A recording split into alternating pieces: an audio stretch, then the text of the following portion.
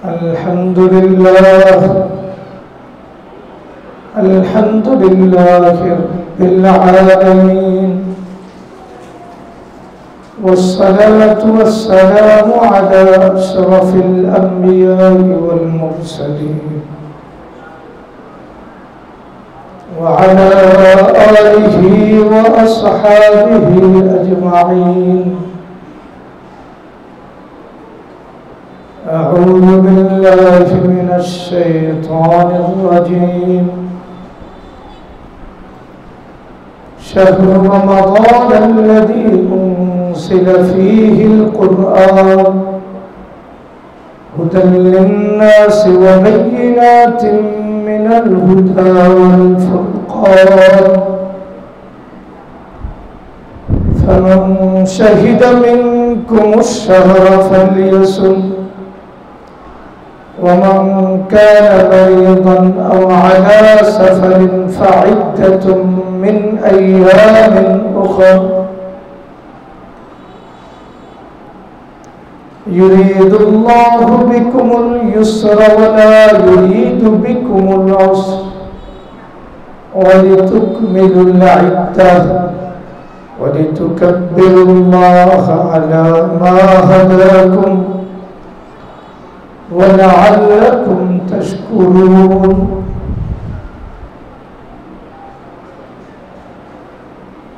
আলহামদুলিল্লাহ, আল্লাহ তাআলার দয়া যে আল্লাহ তাআলা আমাদেরকে পবিত্র মাহে রমজানে আল্লাহর বুনিয়াদি যে বিধান আছে, বুনিয়াদি বিধানের অন্যতম বিধান হলো সিয়াম বা রোজা। আল্লাহ তাআলা আমাদেরকে পালন করার তৌফিক দিচ্ছেন।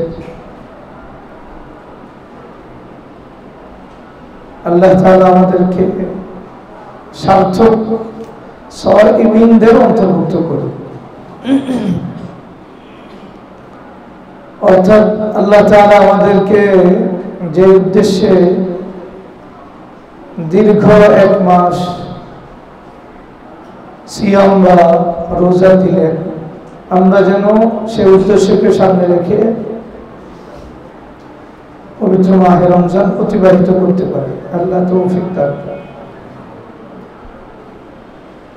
গত সপ্তাহে আমরা এক কথা বলে আলোচনা শুরু করেছিলাম যে আল্লাহ তাআলা তোমরা রোজা রাখো, এই নির্দেশ দেওয়ার আগে আল্লাহ তাআলা আমাদেরকে রোজার উদ্দেশ্য জানিয়ে দিয়েছেন যে তোমাদের উপর আমি যে রোজা ফরজ করেছি, এটার উদ্দেশ্য হলো তোমরা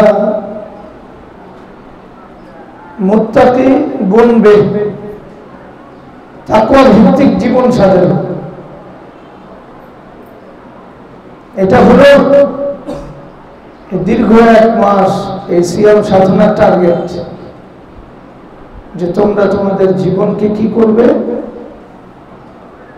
তাকওয়া ভিত্তিক সাজাবে। গত সপ্তাহে আমরা বলছি যে আপনি তাকওয়ার শুরুটা যদি মাথা থেকে ধরেন, তাহলে মাথায় আপনার চুল আছে, আর এই চুলের মাধ্যমে আমরা আমাদের জীবনকে বর্তমানে যারা আল্লাহর দুশমন বেঈমান ওদের সাথে সাদৃশ্যতা তৈরি করি। হয়তো আমার খবর নাই, হয়তো আমি এটা অত গভীরভাবে বুঝি নাই, কিন্তু একবারে সারা পৃথিবীতে এই দাওয়াত ব্যাপক হয়ে গেছে। ফাসিক এবং বেঈমানরা যে চুল রাখে, আমার সন্তানরা ওই চুল রাখতেছে একবারে নিশ্চিন্তে, কোনো হিসাব ছাড়া।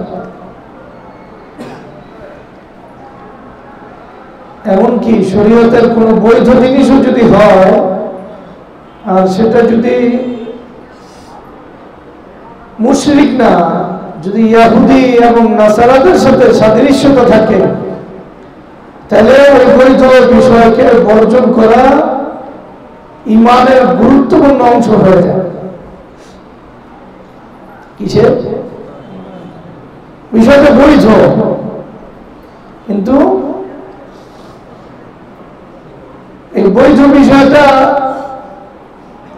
ইহুদি নাসারারা ব্যাপকভাবে করে। এদের সাদৃশ্যতার কারণে আমাকে বৈধ বিষয় ছাড়তে হবে।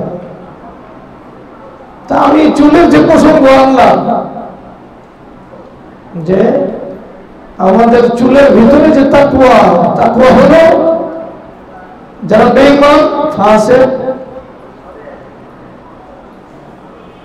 ওরা যেইভাবে চুল রাখে, আমাদের চুল যেন এমন না হয়, আমার সন্তানের চুল যেন এমন না হয়। আমার চুল এবং আমার সন্তানের চুল যেন রাসূলুল্লাহ সাল্লাল্লাহু আলাইহি ওয়াসাল্লাম এবং সাহাবারা যেইভাবে চুল রাখছেন ওইভাবে রাখতে পারবে, ওইভাবে সন্তানকে চুল রাখাইতে পারবে।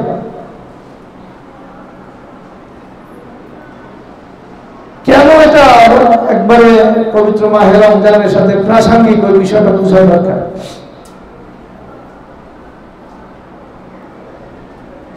হাদিসে রাসূলুল্লাহ সাল্লাল্লাহু আলাইহি ওয়াসাল্লাম বলেছেন, এই দিন কায়েম থাকবে, এই দিন কায়েম থাকবে এবং এই উম্মত দ্বীনের উপরে থাকবে। দুটোই হাদিসের শব্দ।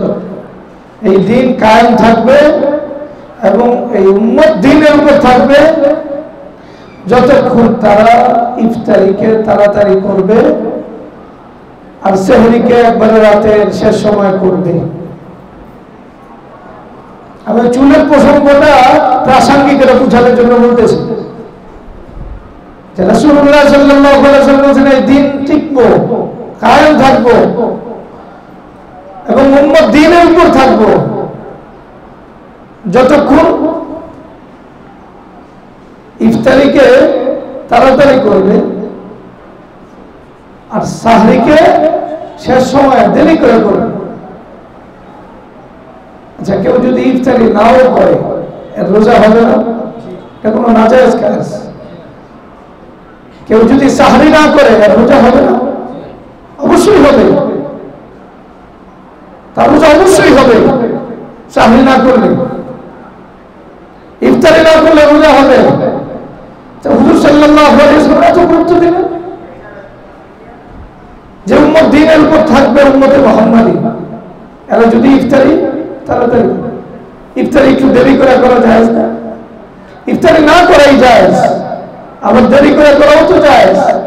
যেটা না করাই জায়েজ সেটা দেরি করে জায়েজ না। সাহরি না করা জায়েজ, তাহলে আগে আগে করলে জায়েজ হবে না? না, রাসূলুল্লাহ সাল্লাল্লাহু আলাইহি ওয়াসাল্লাম বলেছেন না, এবার শেষ সময় অন্ততপক্ষে এক গ্লাস পানি হলেও, একবারে সাদা পানি হলেও খাইতে হবে, খাইবা। তাহলে দিনের উপরে থাকবে। কি এত বড় ঘটনা, যেটার উপর দিন টিকাটা নির্ভর করতেছে, আমি দিনের উপর থাকাটা নির্ভর করতেছে। বিষয়টা কি? হুজুর সাল্লাল্লাহু আলাইহি ওয়াসাল্লাম এরপরে এই সাথে সাথে বলে দিয়েছে, কুজি ইহুদি নাসারারা ওরা ইফতারি দেরি করে করে আর সাহরি তাড়াতাড়ি করে। তাহলে একটা বৈধ বিষয় যদি তোমার জীবনটা ইহুদি নাসারার সাথে মিলা যায়, এমনকি ইফতারির মতো বিষয় যদি মিলা যায়, তোমার আচরণ কার সাথে? ইহুদি নাসারাদের সাথে। তোমার সতর্ক থাকতে, তোমার দিনের কোনো ঝামেলা হয়েছে নিশ্চয়ই। আশ্চর্য কথা যে ইফতারির মতো এত বড় ফজিলতের কাজ, সাহরির মতো এত বড় ফজিলতের কাজ একটু ইহুদিদের সাথে মিলে গেল কিনা। যদি এটা মিলে যায় তাহলে তুমি দিনের উপরে থাকতে পারবে না। মানে তোমার দিনের উপরে থাকার জন্য আমরা যেই তরিকা দিই, সেই তরিকার ভিতরে তুমি না এখন ধীরে ধীরে দিন থেকে তোমার সরাসরি, কারণ ইহুদিদের সাথে সাদৃশ্যতা এবং নাসারাদের সাথে সাদৃশ্যতা মোহাম্মদী সবচেয়ে বড় সমস্যার কারণ, দিন থেকে সবচেয়ে বড় সরল কারণ, এবং দিন থেকে পুরোপুরি নিজেকে মুক্ত করার একটা সবচেয়ে বড় কারণ হলে উম্মতের স্বাধীনতা কার সাথে? আশ্চর্য কথা। রাসূলুল্লাহ সাল্লাল্লাহু আলাইহি ওয়াসাল্লাম নবুয়তের জীবনের, এমনকি নিজের জীবনের পুরো সময়টা কাটাইছেন মক্কার মুশরিকদের সাথে। অধিকাংশ সময় কোথায়? মুশরিকদের সাথে। জীবনে 50 বছর, নবুয়তের প্রায় 13 বছর কাদের সাথে? আবু জাহেল এদের সাথে না? মক্কাতে না? মক্কাতে ইহুদিরা ছিল? ছিল না, ছিল না। মদিনাতে ইহুদিরা ছিল। তাও যে ইহুদিরা ছিল এরা মদিনার ভিতরে রাসূলুল্লাহ সাল্লাল্লাহু আলাইহি ওয়াসাল্লামের যে ফয়সালা, এই ফয়সালা মানতে বাধ্য ছিল। রাসূলুল্লাহ সাল্লাল্লাহু আলাইহি ওয়াসাল্লাম যে মক্কাতে ছিলেন, সেখানে রাসূলুল্লাহ সাল্লাল্লাহু আলাইহি ওয়াসাল্লাম ফয়সালা কার্যকর ছিল? ছিল না, ছিল না। মুশরিকদের কথা কর্তৃত্ব ওখানে ছিল। অথচ কোরআন খুললে দেখা যায় কোরআনের যত আলোচনা আছে মুশরিকদের চেয়ে বেশি আলোচনা, অনেক বেশি আলোচনা ইহুদি নাসারাদের নিয়ে। এই কোরআন খুললে প্রত্যেকটা পাতে পাতে আপনি দেখুন আলোচনা কি নিয়ে? ইহুদি নাসারা নিয়ে। কি রে, ঘটনাটা কি? সমস্যাটা কোন জায়গায় ঘটে? আল্লাহ তাআলা সূরা ফাতিহাতে আলোচনা করছেন, এই উম্মতকে সতর্ক করছেন সিরাতে মুস্তাকিমের উপরে উম্মত থাকবে কখন? ইহদিনাস সিরাতাল মুস্তাকিম সিরাতাল লাযিনা আন'আমতা আলাইহিম। এটা সিরাতে মুস্তাকিমের বিবরণ। কিন্তু একটু পরে আল্লাহ তাআলা বলতেছেন গায়রিল মাগদুবি আলাইহিম। হে আল্লাহ, যারা তোমার ক্রোধ প্রাপ্ত এদের পথে আমাদেরকে চালায়ও না। এ পথ সিরাতে মুস্তাকিমের না, এটা ইহুদিদের পথ। আপনি যে কোনো তাফসীর করবেন, ছোট হোক বড় হোক, তাফসীরে গায়রিল মাগদুবি আলাইহিম এই আয়াতের প্রয়োগ ক্ষেত্র বলেন ইহুদিদেরকে। কথা বলেন না, প্রয়োগ ক্ষেত্র কে? ইহুদি। এবং ইহুদিদের কোয়ালিটি যাদের ভিতরে, অর্থাৎ ভালো করে ইহুদিদের কোয়ালিটি হলো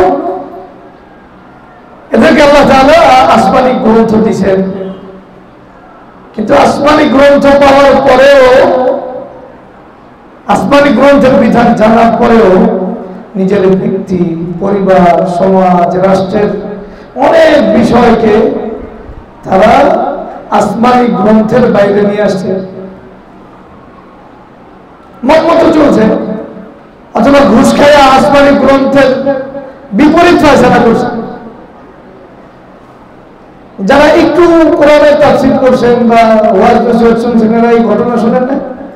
ইহুদিরা ঘুষ খেয়েছে, ঘুষ খাইয়া যারা বড় লোক, ক্ষমতার মালিক, এদের পক্ষে ফয়সালা করছে। এটা যারা আসমানি গ্রন্থ বদলায় না, আসমানি গ্রন্থের বিপরীত ফয়সালা করছে। কিন্তু আমরা এর চেয়ে অনেক দূর আগে গেছি, আমরা আসমানি গ্রন্থ বদলা ফেলাইছি। সিদ্ধান্তের জায়গা থেকে আসমানি গ্রন্থকে অনেক আগেই সরাই দিছি। আসমানি গ্রন্থ আমাদেরকে যে আল্লাহ তাআলা সবচেয়ে দামি বানাইছেন, যে পবিত্র কোরআন দিয়ে, আমরা বহু আগে এই পবিত্র কোরআনকে শুধু রাষ্ট্রীয় অঙ্গন থেকে না, মানুষ খালি রাষ্ট্রের দোষী, আমার ব্যক্তি জীবনেই কোরআনকে আমি সরাই দিছি। আপনি রাষ্ট্রকে একদিনে চোখ বুঝে পরিবর্তন করতে পারবেন না, কিন্তু আপনার নিজেকেও পরিবর্তন করতে পারবেন না। এটা কেমনে সম্ভব? আপনার অধীনস্থকে পরিবর্তন করতে পারবেন, এটা কেমনে সম্ভব? আপনি আপনার ব্যক্তি জীবনের কোরআনকে আনেন নাই, জানেন? আপনার ব্যক্তি জীবনের এখন যদি হিসাব নেই আমি, যে আপনার ব্যক্তি জীবনের কয়টা কাজ আপনি কোরআনকে সামনে রেখে করছেন, বলেন? আপনার ঘরকে সাজাইছেন কোরআনের কয়টা পর্বকে সামনে রেখে, বলেন? পরিবারকে সাজাইছেন কোরআনের কয়টা পর্বকে সামনে রেখে, বলেন? বলেন না। আপনি আপনার দোকান, ব্যবসা বাণিজ্য, ব্যক্তিগত যে জীবন, এই জীবনের পর থেকে কোরআনকে পুরোপুরি বিদায় দিয়েছেন। আপনি আল্লাহর রাস্তায় আমাকে মাফ করেন, আমি বললাম পুরোপুরি বিদায় দিয়েছেন। কারণ আপনার ব্যক্তির জীবনের কোন কোন অংশে কোরআন আছে আপনি বলতে পারবেন না। বলতে পারলে আপনি কোরআনকে কিভাবে প্রতিষ্ঠিত করলেন? কারণ কোরআনকে প্রতিষ্ঠিত করার আগে আপনার কোরআন জানতে হবে না যে হ্যাঁ আমি এটা কোরআন অনুযায়ী করছি, আমি এটা কোরআন অনুযায়ী করছি। আপনি জানেনই তো না। তাহলে আল্লাহ তাআলা আহলে কিতাব যারা ইহুদিদেরকে আসমানি গ্রন্থ দিয়েছে, এরা আসমানি গ্রন্থ অনুযায়ী অনেক ক্ষেত্রে ফয়সালা করে নাই, অনেক ক্ষেত্রে ঘুষ নিয়ে বিপরীত ফয়সালা করছে, অনেক ক্ষেত্রে বড় প্রভাব প্রতিপত্তি দেখে ভিন্ন ফয়সালা করছে। কিন্তু উম্মতে মুসলিমা তো কোরআনকে ছুঁড়ে ফেলছে। ছুঁড়ে ফেলার অর্থ হলো রাষ্ট্র থেকে তো গেছেই, সমাজ থেকে তো গেছেই, পরিবার থেকেও গেছে, একজন মানুষের ব্যক্তিগত জীবন থেকেই গেছে গেছে। এজন্য কিয়ামতের দিন ঠিক এই চিত্রটা ঘটবে, এটা আর কেউ না জানুক, আল্লাহ তাআলা তো জানে। জানে কি জানে? একবারে কিয়ামতের দিন আল্লাহ তাআলার কাছে রাসূলুল্লাহ সাল্লাল্লাহু আলাইহি ওয়াসাল্লাম দাঁড়ায়া এই উম্মতের বিরুদ্ধে সবচেয়ে বড় যে অভিযোগ করবেন, আউযু বিল্লাহি মিনাশ শাইতানির রাজিম, ওয়া ক্বালা রাসূলু ইয়া রাব ইন্না কওমি ইত্তাখাযু হাযাল কুরআনা মাহজুরা। হে আল্লাহ, এই আমার জাতি বলতে এখানে কাফের না কি না, সাধারণত ইন্না কওমি এই শব্দের সাধারণ ব্যবহার হলো এদের পরিচয় নামধারী মুসলমানেরা, মুসলমান। কারণ ভালো করে বুঝেন যে মুসলমান না, যে কাফের মুশরিক, তার কি কোরআন ধরার কথা? তার কি কোরআন ধরার কথা? যার ধরারই কথা না সে ছাড়বে কি করে? যার ধরার কি না কথা না। একজন কাফের নিজের জীবনে কোরআন ধরা তো দূরের কথা, বাস্তবে এই কোরআন হাতে ধরতে পারে? কাফের অবস্থায় কোরআন ধরতে পারে হাত দিয়ে? যদিও বিভিন্ন দেখা যায় যে ইসলামী নামধারী কিছু কণ্ঠশিল্পী দেখায়, মানে কাফেরদের হাতে কোরআন দিয়ে দেয়, এমন অভিনয় করে দেখা যে সমাধান কে করবে? কোরআনে করবে না, কোরআন পড়ে। যুগে এমন এমন ফিতনা, আপনার কাছে মনে হয় কত বড় খেদমত,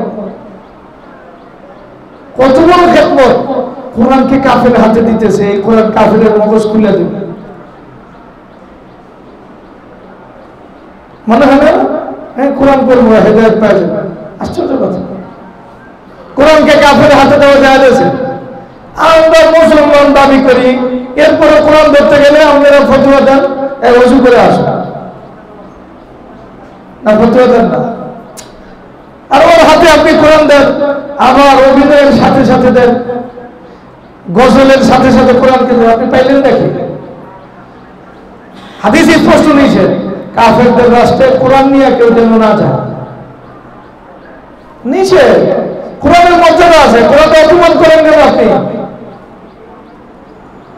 স্পষ্ট আবু দাউদ সহ বিভিন্ন কিতাব আছে, কাফের রাষ্ট্রে কোরআন নিয়ে যাওয়া নিচে, আর কোরআন দিয়ে হেদায়েত দিয়ে দেন। আশ্চর্য কথা, কোথেকে যে একবারে আধুনিক দিন দাঁড়িয়ে শুরু হয়। দিনের আমার কোরআন ধরতে দেন না, আমি কোরআন ধরলে বললাম ওযু লাগবে, এই বিধান কোরআন ওযু লাগবে। কোরআন পবিত্রতা ছাড়া কেউ ধরতে পারে না, এটাই তো সত্য কথা। আর পবিত্র কোরআনে বলতেছে ইয়া আইয়ুহাল্লাযীনা আমানু ইন্নামাল মুশরিকুনা নাজাসুন, না কয় তোরা নাপাক কোরআন বলতেছে, ওরা কোরআন দিয়ে দিতেছেন কেন আপনি? সর্বোচ্চ এতটুকু অধিকার আছে, কোন কাফের যদি আবেগ নিয়ে কোরআনকে শুনতে চায়, আপনি কোরআনকে শোনায় দেন। ওয়া ইন আহাদুম মিনাল মুশরিকিন ইস্তাজারাক ফাআজিরহু হাত্তা ইয়াসমা কালাম। কেউ যদি কয় একটু জানতে চাই কোরআন, ঠিক আছে, তোর আবেগ আছে কোরআন শোনার, আগ্রহ আছে, তোর দাম আছে আমার কাছে। যার কোরআনের দাম নাই, যার কোরআনের বিরুদ্ধে তার জীবন, ওর হাতে আপনি কোরআন পড়েন। এই সমস্ত শরীয়ত কোথা থেকে আমরা আবিষ্কার, কোথায় পাইলেন এই শরীয়ত? দিয়ে কোরআনকে এত অপমান করেন। আপনি মন চাইলে ওই বাংলা কোরআন আছে না, কি কোরআন, বাংলা কোরআন, যেখানে কোরআনের আয়াত নাই ওইটা দিয়ে এটা পড়ো, কোরআন তাইলে কাছে দিয়ে দেয়। আবার গজলে দেখা যে আমার বন্ধুরা আমি কোরআন দিয়েছি, কিছুদিন পর বন্ধু হেদায়েত পেয়ে গেছে। আর তোরই তো হেদায়েত পেয়ে না, তুই তো জানোস না, তুই কোরআনকে অপমান করে তুই আরেকজনের হেদায়েতের ফায়সালা করিস। এই সমস্ত অভিনয়ের জগতে সম্ভব না, বাস্তবে সম্ভব না। অভিনয়ের জগতে সম্ভব, বাস্তবে সম্ভব না, কথা মনে রাখতে। কোরআন সর্বোচ্চ দামি, আমাকেও ধরতে হলে রুলস অনুযায়ী ধরতে হবে। আর যে কাফের কোরআনকে যে অপমান করে হার হামেশা আমার কাছে কোরআন দিয়ে পড়, কিছুদিন পরে দেখা যায় কি মুসলমান হয়েছে। আসলে মুসলমান নাই, তোর মার্কা মুসলমান হয়েছে ব্যাখ্য। তুই যেমন কোরআনকে অপমান করে মুসলমান, ওই মার্কাই মুসলমান। হ্যাঁ এমন আছে, বিভিন্ন সঙ্গীত গোষ্ঠীরা এগুলো দেখে, বিশেষ মানুষ দেখে, মাশাআল্লাহ দেখলে সব সব হয় না, ভিতর থেকে ইমাম বিধান নেয়, বুঝেই না হয়। আল্লাহ তাআলা আমাদেরকে মাফ করুন। তো কথা ভুলেইতেছিলাম, ইহুদি নাসারা আসমানি গ্রন্থ যে পাইছে, এই গ্রন্থের বাইরে দুই একটা ফায়সালা করছে। আর আমরা তো কোরআন রাষ্ট্র থেকে তো বহু আগে বিদায় দিছি, রাষ্ট্র সংবিধান কোরআন হইব কি হইব না এই মাসলা আমাদের এটা এখন আলোচনার বিষয়। ঠিক আছে, আপনি রাষ্ট্র পরিবর্তন করতে পারেন, কিন্তু আপনি কে? আপনার নিজের পরিচয়টা কি? আপনি নিজেকে বাঁচাইতে চাইলে কোরআন ছাড়া নিজেকে বাঁচাইবেন, যে আল্লাহ কোরআন দিল আপনাকে বাঁচানোর জন্য, আপনার পরিবারকে বাঁচানোর জন্য, জাহান্নাম থেকে মুক্তি পাওয়ার জন্য। আপনি এটা ভুলে গেলেন কেন? তাহলে আমাদের স্তরটা ইহুদি নাসারাদের চেয়েও আরো ভয়ঙ্কর হবে। এই কারণে সূরা ফাতিহার ভিতরে আল্লাহ তাআলা বলতেছেন গায়রিল মাগদুবি আলাইহিম, আলোচনা বুঝতে হবে। হে আল্লাহ আমাদেরকে সিরাতুল মুস্তাকিমের উপরে চালাও। কিন্তু যারা যাই না শুনে শরীয়তের বাইরে যাইতো, সেটা ইহুদি হোক অথবা এই উম্মতের বুদ্ধিজীবী হোক, যেই হোক, এই সমস্ত খবিসদের থেকে আমাদের জীবনকে আলাদা করো, এদের পথে যেন আমরা না চলি। গায়র মানে আমাদের জীবনে আর তাদের জীবনের সাথে যেন ভিন্নতা তৈরি হয়, আমাদের জীবন আর তাদের জীবনের সাথে কোনো অংশে যেন মিল না হয়। গায়ের বলতেই বোঝায় ভিন্নতা, কোরআন শব্দ চয়ন করতে হবে। গায়ের মানে কি? ভিন্নতা। যারা দিন জানার পরেও, ইলম জানার পরে মানে না, হে আল্লাহ সিরাতে মুস্তাকিমের পথে চালানো মানে হলো ওদের জীবন আর আমার জীবনে ভিন্নতা তৈরি করো। ওর চুলের ভিতরে আমার চুলের ভিন্নতা আছে, আমার চুল কোরআন অনুযায়ী, ওর চুল কোরআনের বাইরে। কথা বলে না, আমার মোষ কোরআন অনুযায়ী, ওর মোষ কোরআনের বাইরে। আমার দাড়ি কোরআন অনুযায়ী, ওর দাড়ি কোরআনের বাইরে। আমার পোশাক কোরআন অনুযায়ী, ওর পোশাক কোরআনের বাইরে। আমার খাওয়া কোরআন অনুযায়ী, আমার আয় কোরআন অনুযায়ী, আমার ব্যয় কোরআন অনুযায়ী, আমার উঠা বসা চাল চলন ঘুম থেকে নিয়ে এমন কোন বিষয়টা আছে যেটা মুহাম্মদুর রাসূলুল্লাহ সাল্লাল্লাহু আলাইহি ওয়াসাল্লাম পুরো জীবনীতে আলাদা আলাদা করে এক ভিন্নতা দেখাইছে। আল্লাহর পক্ষ থেকে নির্বাচিত প্রত্যেকটা পার্টই না দেখাইছে। সূরা ফাতিহার ভিতরে শিক্ষা দিতেছে যে তোমার জীবনটা অন্যদের জীবন থেকে পুরোপুরি ভিন্নভাবে করো, মুহাম্মদুর রাসূলুল্লাহ সাল্লাল্লাহু আলাইহি ওয়াসাল্লামের পথে, কোরআনের পথে করো। এইভাবে যদি করো, এটার নাম হলো ভিন্নতা। কথা আমরা বুঝতেছেন? ভিন্নতা আনতে হবে। গায়রিল মাগদুবি আলাইহিম মানে কি? ভিন্নতা। যারা ইলম পাওয়ার পরে ইলম অনুযায়ী আমল করে না, ইলমের বাইরে চলে, তার থেকে আমাকে সম্পূর্ণ আলাদা করার নাম গায়েব। এখানে আরবি জানা এমন লোক নাই? গায়ের শব্দ জানে কে কে? হাত তোলেন তো। আসলে বহু মানুষ জানে। এটা ভালো করে বুঝে, এটা একটা বাংলায় ব্যবহার আছে, আমরা গায়ের বুঝাই দিতেছি। হাফেজ গাইরে হাফেজ নাই, এই যে গায়ের এটা আরবি থেকে আছে, আপনি চিন্তা করেন না। হাফেজ আর গাইরে হাফেজ তো একটা দুজন ভিন্ন। আরে গাইরে মুসলিম উর্দুতে ব্যাপক ব্যবহার, মুসলিম গাইরে মুসলিম মানে কি? দুজন এক না দুজন ভিন্ন? ভিন্ন না? তাহলে এই কথাই তো কোরআন ব্যবহার করছে, আপনি চিন্তা করবেন না কেন? কোরআন তো গায়ের এখানে আনছে গায়রিল ভিন্নতা দরকার। তাহলে আমি যে কথা বলতেছিলাম যে রাসূলুল্লাহ সাল্লাল্লাহু আলাইহি ওয়াসাল্লাম আমাদেরকে যে কোরআন দিয়েছেন, এই কোরআন আমাদেরকে ভিন্ন ভাবে করছে। পূর্বে যুগে যারা নিজেদেরকে মুসলমান দাবি করত, যারা আসমানি গ্রন্থ পাইছে কিন্তু তারপরও আসমানি গ্রন্থ অনুযায়ী চলে নাই, ওদের থেকে আমাদেরকে আলাদা করে ভিন্ন ভাবে করার জন্য কোরআন দিয়েছে। আমরা যেন কোরআন অনুযায়ী আমাদের জীবনকে কোরআনময় করি। বুঝলেন? এটা আমি গায়ের আলোচনা আসলে জন্য বললাম, কিন্তু মূল আলোচনা যেটা করতেছিলাম যে রাসূলুল্লাহ সাল্লাল্লাহু আলাইহি ওয়াসাল্লামের জীবনীটা, এটা মুশরিকদের সাথে, কার সাথে? অধিকাংশ সময় 50 বছর মুশরিকদের সাথে। এরপরে নবুয়ত পাওয়ার পরে প্রায় 13 বছর কার সাথে? মুশরিকদের সাথে। এরপরে 10 বছর ইহুদিদের সাথে। না, ইহুদিরা আলাদা বস্তিতে থাকতো, আবার থাকতো অধীনস্থ হয়ে, ইহুদিদের সাথে না। আপনি দেখবেন বনি নাজিরের ঘটনা পড়েন, বনি কুরাইজার ঘটনা পড়েন, এরা রাসূলুল্লাহ সাল্লাল্লাহু আলাইহি ওয়াসাল্লামের আশেপাশে মুসলমানদের থেকে আলাদা বস্তিতে থাকতো। যে কোনো সিরাতের কিতাব আপনি খোলেন, তাহলে ইহুদিদের সাথে তো হুজুর সাল্লাল্লাহু আলাইহি ওয়াসাল্লাম একসাথে থাকেনি না। আর মদিনায় যে ছিলেন তাও ওই ইহুদিরা হুজুর সাল্লাল্লাহু আলাইহি অনুসারী ছিল, আবার ভিন্ন বস্তিতে ছিল। কিন্তু পবিত্র কোরআন জুড়ে ইহুদি নাসারাদের আলোচনা, পুরা ইহুদি নাসারাদের আলোচনা। আমি এটা উদাহরণ দিয়ে বুঝাইতে গিয়ে সূরা ফাতিহার কথা বললাম। কার কথা? সূরা ফাতিহা। ফাতিহাতে প্রথম যে আলোচনা আল্লাহ বলেন, তোমার সিরাতে মুস্তাকিমে চলতে গেলে, দেখেন সূরা ফাতিহা মক্কি সূরা। কি সূরা? মক্কি সূরা। তাহলে আসার কথা না যে মুশরিকদের ভিন্ন পথে চলতে হবে, এই কথা বেশি উপযুক্ত না? সময় অনুযায়ী আল্লাহ এই কথা বলে নাই, বলছে না ভিন্ন পথে চলতে হবে, ইহুদিদের ভিন্ন পথে।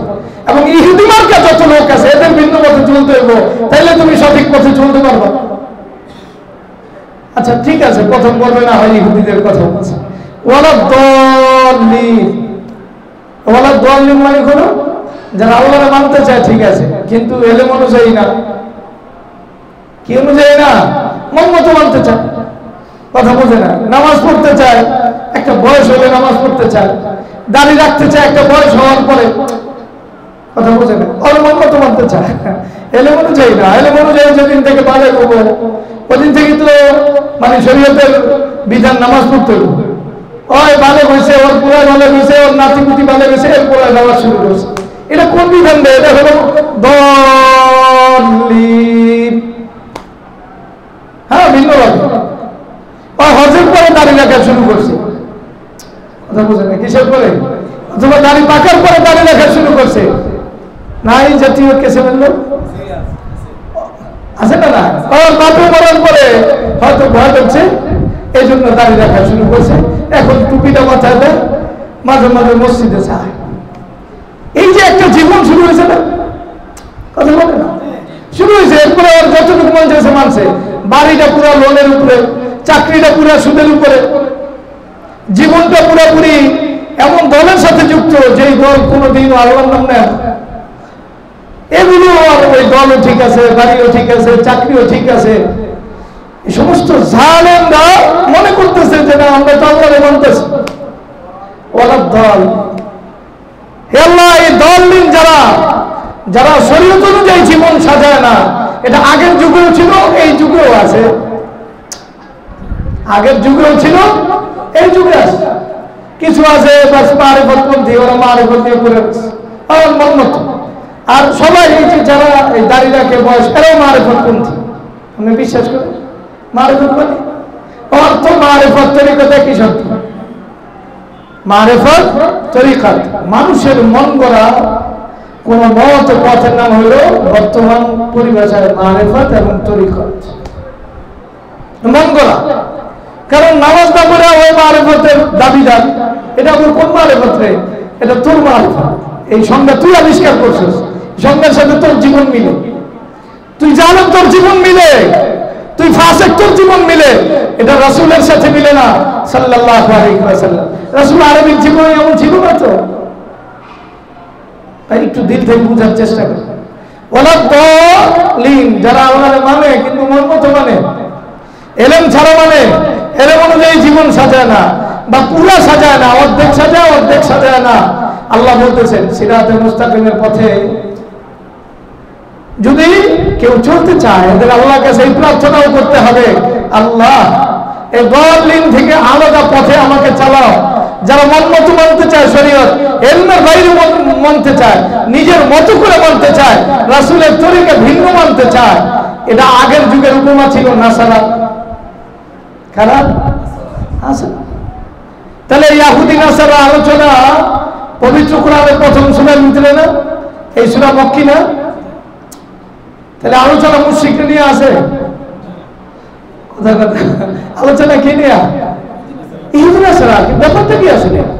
প্রথম সূরার ভিতরে আল্লাহ ইহুদি নাসারা, এটা তো আগে নাযিল করছে আল্লাহ তাআলা, আবার মক্কায় নাযিল করছে ইহুদি নাসারা আলোচনা। চলেন সূরা ফাতিহা না হয় এটা মানে কোরআনের ভূমিকা, ঠিক আছে। কোরআনের সবচেয়ে বড় সূরা কি? সূরা বাকারা, যেখানে উম্মতে মুসলিমার সবচেয়ে বড় সংশোধন, একবারে বিস্তারিত আলোচনা। সূরা ফাতিহা উম্মতে মুসলিমার সংশোধন বিস্তারিত ভাবে কোথায়? সূরা বাকারার মধ্যে। সূরা বাকারা আল্লাহর নাম ধরে ধরে যে আলোচনা করছে, এখানে আবু জাহেলের নাম আগে আনে না, কথা বলে না কি? একটু আনবে। যখনই আল্লাহ আলোচনা করছে, নাম ধরে আলোচনা শুরু করছে, ইয়া বানি ইসরাঈল আযকুরু নি'মাতি আল্লাতী আন'আমতু আলাইকুম ওয়া আওফু বিআহদি উফি বিআহদিকুম ওয়া ইয়্যায়া ফারহাবুন। এত সুন্দর করে হে বনি ইসরাঈল, মানে নাযিল করলো আমাদের জন্য কোরআন কারে, মানে হলো বনি ইসরাঈল আসমানি গ্রন্থ পাওয়ার পরেও আল্লাহর সাথে যে চুক্তি রক্ষা করার কথা, ওয়া আউফু বিআহদি উফি বিআহদিকুম, তোমরা আমার সাথে কি তো ওয়াদা পূরণ করো, আমি তোমাদের সাথে যে ওয়াদা ওটা পূরণ করো। এই কথা আল্লাহ উদাহরণ দিয়ে বুঝাইতেছে। এই কথা আমি পূর্ব যুগের যারা মুসলমান দাবি করত এদেরকেও বলছি, ওই ঘটনা তোমাদেরকেও শুনাইতেছি। তোমরাও আমার এই কোরআনকে পুরোপুরি পালন করো, আমার সাথে চুক্তিকে পালন করো, আমি আমার ওয়াদাকে পূর্ণ করব। হে উম্মতে মুহাম্মদ, ওয়া ইয়্যায়া ফারহাবুন, ওদেরকেও বলছি আমাকে ভয় করো, আর তোমাদেরকেও বলতেছি আমাকে ভয় করো। এখানে ফাত্তাকুন কয় নাই, এখানে কি কইছে? ফারহাবুন আর ফাত্তাকুনের ভিতরে দূর কথা বলো। ফাত্তাকুনের স্তর পরে, ফারহাবুনের স্তর আগে। ফারহাবুন মানে কাফের, মুশরিক, বেঈমান যারা আছে এদের ভিতরে ভয় পয়দা হয়। এই ভয় একটা মানুষের সিফত। কার সিফত? আর মুত্তাকি ইমানদারদের সিফত। আর মানুষের সিফত কি? ভয়। দিলের ভিতরে কেউ দেখলে, পুলিশে দেখলে ভয় পেয়েছে, গুলি দেখলে ভয় পায়, বুঝলেন না? অথবা ভয়ঙ্কর কোনো প্রাণী দেখলে ভয় পায়, জিনভূত দেখলে ভয় পায়, ভয় আছে না? এটা ভয়। যাই হোক, আমাদের ওটা আলোচনা আমি বললাম, আমাদের মূল আলোচনা ধরতে হবে আপনাকে। আল্লাহ তাআলা এখানেও যে আলোচনা শুরু করলেন, এখানে মুশরিকদের আলোচনা করছেন না কার আলোচনা করতেছে? মানে আলোচনা করতেছে ইহুদি নাসারাদের নিয়ে আলোচনা, পুরো আলোচনা। বাকারা পরে ওই কথার উত্তর দেওয়ার জন্য বলতেছি, আল্লাহ তাআলা এত গুরুত্ব দিয়ে ইহুদি নাসারাদেরকে আলোচনা করলেন। সর্বপ্রথম পুরো সূরার বিষয়বস্তু শেষ করলেন এটা দিয়া, গায়রিল মাগদুবি আলাইহিম ওয়ালা দাল্লিন। এরপরে আবার নামাজের ভিতরে বললেন, এই তোরা আমিন কর, আমিন কর সুন্নাত। একদল আস্তে কর, একদল জোরে কর, যার যেমন মন চায় আমিন কর, তবু আমিন কর। আমরা যেন আল্লাহ ইহুদিদের পথে না চলি, যারা ইলম পাওয়ার পরে, কোরআন পাওয়ার পরে কোরআনের পথে না চলে, আমাদেরকে তাদের থেকে আলাদা করে দাও। যারা মন মতো চলে, আমাদেরকে তাদের থেকে আলাদা করে দাও। এর সাথে আমার শব্দ যোগ করে দিয়েছেন, যদিও কোরআনের অংশ না, এরপরে কোরআনের সাথে এই শব্দ যোগ করে দেওয়া হয়েছে। এই তোর এই দোয়া কবুল করার জন্য তুই আমিন বল, নামাজেও বল, নামাজে বলা সুন্নত। শুধু এতটুকুটা, ফাইন্না মান ওয়াফাকা তামিনাহু তামিনাল মালায়েকা, মান ওয়াফাকা তামিনুহু তামিনাল মালায়েকা গুফিরা লাহু মা তাকাদ্দামা মিন যামবিহি। বুখারীর বর্ণনা, যে যার আমিন ফেরেশতাদের আমিনের সাথে মিলবো, আল্লাহ তার গুনাহ মাফ করে দিবেন। আজি শুধু অর্থ বলেছি না, আমিনের ফজিলত। কিসের ফজিলত? এই আমিনের ফজিলত দিয়ে জামিন হয়ে যেতে চায় না, না এমন না। অর্থাৎ ফেরেশতারা যখন ইমাম সাহেব ওয়ালাদ দাল্লিন বলে সাথে সাথে আমিন বলে। কি বলে? এখন প্রত্যেকটা মুমিনের তামান্না এটা, না আমার জীবন যেন ইহুদির সাথে না মিলে এবং নাসারাদের সাথে না মিলে, যারা মন গড়া চলতে তাদের সাথে না মিলে। ওই তামান্না যখন দোয়া করতেছে, ওই দোয়ার ভিতরে দিলে দিলে তৎক্ষণাৎ থাকে। দোয়া করে শেষ করে আল্লাহ এরকম, আল্লাহ তুই তাড়াতাড়ি দোয়াটা কবুল কর, আমিন। অর্থাৎ যে ওই দিলের ভিতরে এই ইহুদি নাসারাদের পথকে ভয় করে, এই পথ আমাকে সিরাতুল মুস্তাকিম থেকে সরায় দিব, আল্লাহ ছাড়া, আল্লাহ যদি না বাঁচে আমি বাঁচতে পারব না, এই ভয় যায় দিলের ভিতরে, তৎক্ষণাৎ ইমাম সাহেব এই ওয়ালাদ দাল্লিন শেষ করার সাথে সাথেই ওই আমিন করা হলো। আর ফেরেশতারা অপেক্ষা থাকে ওই আমিন বলবো। অর্থাৎ ফেরেশতারা ওয়ালাদ দাল্লিন পড়ার সাথে সাথেই আমিন বলে। এখন যেই বান্দা দিলের ভিতরে তামান্না লালন করে, আমি ইহুদিদের থেকে আলাদা হতে চাই, নাসারাদের থেকে আলাদা হতে চাই, এই আল্লাহ তুই আমার এই দোয়া কবুল করিস, সেও তৎক্ষণাৎ এই দোয়া কবুলের জন্য মিনতি করে। আল্লাহ তাআলা বলতেছেন আমি ওরে মাফ করে দিই। এখানে মূল বিষয়টা আপনি জোরে বলেন আর আস্তে বলেন, কিন্তু এই আমিনের মূল কথা কি? আমি ইহুদিদের থেকে আলাদা হতে চাই, আমি নাসারাদের থেকে আলাদা হতে চাই, যাদের জীবন কোরআন থেকে ভিন্ন তাদের থেকে আলাদা হতে চাই, যারা জানার পরেও মানে না, তাদের জীবনে এক মুহূর্ত সময় আমি নিতে চাই না ওদের সাথে মিল হোক। আমি তোমার কাছে নিজেকে সবুজ করতে চাই, দয়া করে আমার এই দোয়াকে তুমি কবুল করো। এটাই আমিনের সারমর্ম। না এখনো আমিনের সারমর্ম বোঝা যায়? বুঝা গেছে? যাই হোক, আমরা মূল আলোচনা যাইতেছি। দেখেন আলোচনা সময় জায়গা আমি কি করবো বুঝতে হইল আমার, না বুঝলে হবো না। তাহলে রাসূলুল্লাহ সাল্লাল্লাহু আলাইহি ওয়াসাল্লাম ছিলেন মুশরিকদের সাথে, আলোচনা সব ইহুদি দুনিয়া, সব কাফের দুনিয়া আলোচনা। একবারে পুরা সিয়ামের আলোচনা পর্যন্ত মুশরিক নিয়ে কোনো আলোচনা নাই, সব বলেছেন নিয়ে আলোচনা। মুশরিকটা প্রাসঙ্গিক ভাবেও আছে না, আনুষঙ্গিক ভাবে আছে। কিভাবে আছে? আনুষঙ্গিক সাইড আলোচনা। কারণ আল্লাহ এই কোরআন যে কিয়ামত পর্যন্ত এই কোরআনের অবদান সবসময় আপন অবস্থায় থাকবে, কোরআনের দাবি সবসময় তার আপন গতিতে থাকবে, এটা আল্লাহ জানেন, আমরা জানি না। আমরা তো বর্তমান দিকে বিশ্লেষণ করি। আমরা যদি আল্লাহ মাফ করে কোন বিধান দিতে চাইতাম, তাহলে সব বিধান মুশরিকও টার্গেট করে দিতাম। কিন্তু আল্লাহ জানেন কিয়ামত পর্যন্ত এই উম্মতে মুসলিমা দ্বীন আর ঈমান হারাবে ইহুদি নাসারাদের কারণে। তাদের মূল সংঘাত হবে ইহুদি নাসারাদের সাথে, অন্যদের সাথে তাদের যে সংঘাত, এটা প্রাসঙ্গিক হবে না, আনুষঙ্গিক ভাবে সাইডে হবে, কিন্তু আসল সংঘাত ইহুদি নাসারাদের সাথে। সেটা আদর্শের সংঘাত হোক, কথা বলেন কিসের সংঘাত, সেটা আদর্শের সংঘাত হোক আর সেটা বাস্তব সংঘাত হোক। ইসলামের যত যুদ্ধ আছে, যত বড় বড় যুদ্ধ আছে, এবং কিয়ামতের আগ পর্যন্ত আল্লাহর কসম যত বড় বড় যুদ্ধ হবে, সব ইহুদি নাসারাদের সাথে। এই কথা আপনাকে মনে রাখতে হবে। এবং আদর্শিক ভাবে যত দ্বন্দ্ব আছে ইহুদি নাসারাদের সাথে, ইসলাম আর মুসলমান আদর্শিক ভাবে নিজেদের শিক্ষা, নিজেদের সংস্কৃতি, নিজেদের জীবন, নিজেদের যৌবন, নিজেদের মাল, নিজেদের ঈমান, নিজেদের সবকিছু হারাবে। ইহুদি নাসারাদের কাছে কত হাদিসে রাসূলুল্লাহ সাল্লাল্লাহু আলাইহি ওয়াসাল্লাম সতর্ক করছেন, এই উম্মত ইহুদি নাসারাদের প্রত্যেকটা পদঙ্ক অনুসরণ করবে। এমনকি তাদের কেউ যদি প্রকাশ্যে মার সাথে জিনা করে, উম্মতে মুহাম্মাদী এই কাজ করবে। রাসূলের ওই কথা সত্য, আগে ছিল ওটা প্রকাশ্যে গুনাহ না শুধু, এখন গুনাহ বৈধ গুনাহ, মার সাথে ইনসেস্ট নামে এটা বৈধ দেওয়া হইতেছে পৃথিবীতে। এটা তো রাসূল বহু আগে বলে গেছে, বহু আগে রাসূলুল্লাহ সাল্লাল্লাহু আলাইহি ওয়াসাল্লাম সতর্ক করছেন। এই উম্মতের সংঘাত কার সাথে? ইহুদিদের সাথে, মুশরিকদের সাথে না। ওটা খতম, ওটা তো ফাতা হয়ে যাবে, ফাতা হয়ে যাবে। ওরা আইতাম না সাইয়াদখুলুনা ফি দীনিল্লাহি আফওয়াজা। মক্কার এমন কোনো বড় মুশরিক নাই যারা ফাতে মক্কার সময় ঈমান আনে নাই। কে বলছে আপনাকে? জানেন ইতিহাস, আবু সুফিয়ান ঈমান আনছে, আর কত বড় বড় মুশরিকরা ঈমান আনছে, ইকরামা ইবনে আবু জাহল ঈমান আনছে, সবাই ঈমান আনছে। নারীরাও ভরণ করে এরা ঈমান আনছে, কারণ আল্লাহ জানে এই সংঘাত বেশি দিন থাকবে না। কিন্তু ইহুদিদের সাথে সংঘাত কিয়ামত পর্যন্ত থাকবে, নাসারাদের সাথে সংঘাত কিয়ামত পর্যন্ত থাকবে। সেটা শুধু অস্ত্রের সংঘাত না, সেটা মতাদর্শের সংঘাত, সেটা অর্থের সংঘাত, সেটা সব ধরনের সংঘাত। সব ধরনের সংঘাত নিয়ে এই উম্মতে মুসলিমার সর্বশেষ লড়াই হবে ইহুদিদের সাথে। উম্মতে মুসলিমাকে এই কথা মনে রাখতে হবে। এবার আমরা মূল যে আলোচনা শুরু করছিলাম, এই উম্মত যতক্ষণ পর্যন্ত ইফতারি তাড়াতাড়ি করবে আর সাহারি দেরি করা করবে, এই উম্মত দিন নিয়ে বাকি থাকবে। কেন বাকি থাকবে? এই উম্মত এই ইফতারির ব্যাপারেও সতর্ক থাকবো। এই ক্ষেত্রে আমার জীবনটা ইহুদির সাথে মিলে কিনা, নাসারার সাথে মিলে কিনা। যখন উম্মত প্রত্যেকটা পাতে পাতে এই সংবাদ, এই খবর নিবে যে না আমার ইফতারিও যেন ইহুদির সাথে না মিলে, এখানে আমরা ধোঁকা খাইতে পারি। এজন্য হুজুর সাল্লাল্লাহু আলাইহি ওয়াসাল্লাম বলে দিয়েছেন, না তোমাদের দিনের উপর টিকে থাকা, দিনের উপর বাকি থাকা, এটা হলো ইহুদিদের থেকে ইফতারকেও আলাদা করো, সাহরিকেও আলাদা করো।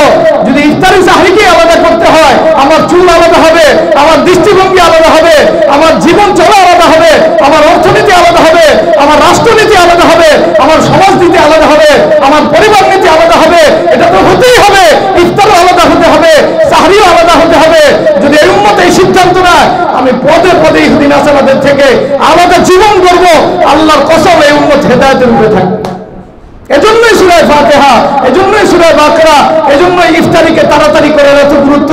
না তোমার জীবন যেন ইফতারির মাধ্যমে ইহুদির সাথে না মিলে, তোমার জীবন যেন সাহরির সাথে ইহুদির সাথে না মিলে, মুশরিকের সাথে না মিলে। ওই জীবন না করতে পারলে তুমি ধরা খাইবা, তুমি তোমার আদর্শ হারাইবা, তুমি তোমার জীবন হারাইবা, যৌবন হারাইবা, মাল হারাইবা, তুমি তোমার দিনকে হারাইয়া একবারে বেকার হয়ে দুনিয়া থেকে যাবে। কথা মনে হয় বুঝতেছে? তাহলে আমাদের মূল সংঘাত কার সাথে? ইহুদি নাসারাদের সাথে। এবার কোরআন বোঝেন যে কোরআন আসলে, কোরআনের আবদার কত বেশি, মানে কত বেশি প্রাসঙ্গিক, কত বেশি উন্নত।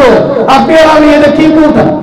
মক্কার মুশরিক বলে বাস 30 পারার কনসেপ্ট, পুরো আলোচনা 20 পারা নিয়ে আলোচনা কি নিয়ে করতাম? মুশরিকদের সাথে আমাদের মূল সংঘাত। আল্লাহ আমাদের বুঝাতে হবে। তাহলে এত গুরুত্ব দেওয়া হয়েছে। আমিও যে বলছিলাম যে চুলের আলোচনা প্রাসঙ্গিক, বুঝে আসছে? চুলের আলোচনা রোজার সাথে প্রাসঙ্গিক, বুঝে আসছে? কথা বলতেছে এখন এই যে চুল ইহুদি নাসারার মতো কাটে, আমার তো ইফতারিও ইহুদি নাসারার মতো করার নাই। যদি না থাকে এই রোজা আমাকে এই কথা বলে না আমার চুল ঠিক করতে হবে, করতে হবে। ইহুদি নাসারার সাথে আমার চুল মিললে আমার কোনো উপায় আছে? যদি ইফতারি মিললে সমস্যা হয়, আমার দিন থেকে সরে যাওয়ার রাস্তা তৈরি হয়, চুল মিললে সমস্যা হবে না? আর কথা বলেন, বুঝে আসছে কিনা? গত সপ্তাহ আলোচনা তো হুজুর এটা আবেগে কয়, কি কয়? আবেগে চুলের কথা কইছে। আমি আবেগে কইছি? আবেগে কইছি না? দেখ ঠিক আছে, আল্লাহ আমাদের দিনের সহি বুঝতাম। একজন ইমানদার বাঁচতে চাইলে তার জীবনের ভিন্নতা আনতে হবে। কথা ইহুদিদের থেকে আলাদা, নাসারাদের থেকে আলাদা, এবং ওই কোয়ালিটির লোক যারা জানার পরেও মানে না। এই যত দিন যাইতেছে আমি দেখি ইহুদি কাটিকের লোক বেশি তৈরি হইতেছে।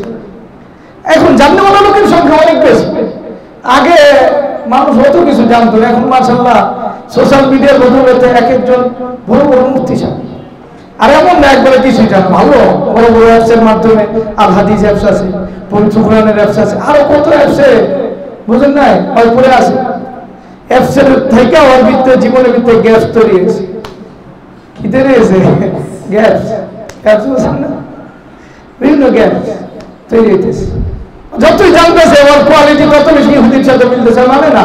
নামাজের কত ফজিলত জানে, ওর বাবা এই ফজিলত জীবনে হবে না। ওর বাবার যে কারি সাহেব পড়ে সেই কারি সাহেব জানে না, কিন্তু ও জানে, কিন্তু ওই নামাজ ঠিক মতো করতে পারে না। ওর বাপের সুন্নত পড়ছে, ওই সুন্নত ছেড়ে দিছে। এই হলো ওর জানার হালত। হ্যাঁ, আর বাপে পর্দা অত জানতো না, আর বিস্তারিত কোরআনের কোন আয়াতের পর্দা একবারে কয়ে দেয়। আবার হুজুরও জানে না, হয় জানে কোরআনের এত নম্বর আয়াত, সূরা আযাবের এত নম্বর আয়াতে পর্দার কথা আল্লাহ বলিয়াছেন। ওর বাপে তো আয়াত সংখ্যা কোন সূরার নামই জানতো না, কিন্তু পর্দা করতো। আর এই খবিসে জানতেছে, কিন্তু পর্দার কোনো বিধান নাই। স্কুলে যায় পর্দা করে না, বাইরে যায় পর্দা করে না, ঘরে থাকে পর্দা করে না, কিন্তু বাস সূরা আযাবের এত নম্বর আয়াত। তোরা আল্লাহ তাআলা জাহান্নামে রক্ত পুঁজ খাওয়াইবো, জানোস তো? এত কিছু মানুষ কেন? তুই মানুষ কেন? এটা কই গায়রিল মাগদুবি আলাইহিম, এই আয়াতের পুরোপুরি অর্থ যে কিয়ামত পর্যন্ত এই জাতীয় লোকের সংখ্যা বাড়বে যারা জানার পরেও জানে আল্লাহ রাগ হয়, যেই কাজ ওই কাজ আরো বাড়ায় করে। আগের মানুষ একটা গুনাহ করছে, 24 ঘন্টা মিল্লা গুনাহ করবে। ওরা গুনাহ ছাড়তে বলে ছাড়বো না, আর বাকি সব ঠিক আছে, সব ঠিক, কিন্তু গুনাহ ছাড়বে। আমার কথা বুঝতে কোনো ছাড়বে না। তা গায়রুল মাগদুবি আলাইহিম, এই কোয়ালিটির লোক থেকে আল্লাহ আমাদেরকে হেফাজত করুন। যারা জানবো কিন্তু মানবো না, জানে আল্লাহ রাগ হয়, চোখের কারণে, খেয়ানতের কারণে রাগ হয়, ওই খেয়ানত করতেই থাকবো। ও জানে কানের খেয়ানতে আল্লাহ নারাজ হয়, আল্লাহ হিসেবে খেয়ানত করতে থাকে। দিনের খেয়ানতে আল্লাহ নারাজ হয়, হাত পায়ের খেয়ানতে আল্লাহ নারাজ হয়। ওর জীবন খেয়ানতের উপর উঠতেছে, আর মনে করতেছে আমি অনেক বড়, জানতে জানতে গর্দভ হয়ে গেছি। জান্নাত কি হয়ে গেছি? গর্দভ। এটা কোরআনের শব্দ। আমি যে শব্দ চয়ন করি কোথেকে চয়ন করি? কোরআন থেকে। মাসালুল্লাযীনা হুমিলুত তাওরাতা সুম্মা লাম ইয়াহমিলুহা কামাসালিল হিমারি ইয়াহমিলু আসফার। আহলে কিতাবীদের কথা আল্লাহ বলেন, যারা তাওরাতকে বহন করে ওরা গাধার মতো। ওরা কিছু ওই কিতাবাতি জানে, মালুমাত জানে, মাথার উপরে নিচে কি নিচের কথা ওরা বলছে। এই আসলে এটা বাস্তবে দিলের ভিতরে ধারণ করে না।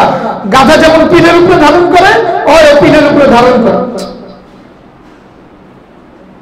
বিইসা মাসালুল কওমিল্লাযীনা কাযাবু বিআয়াতিনা।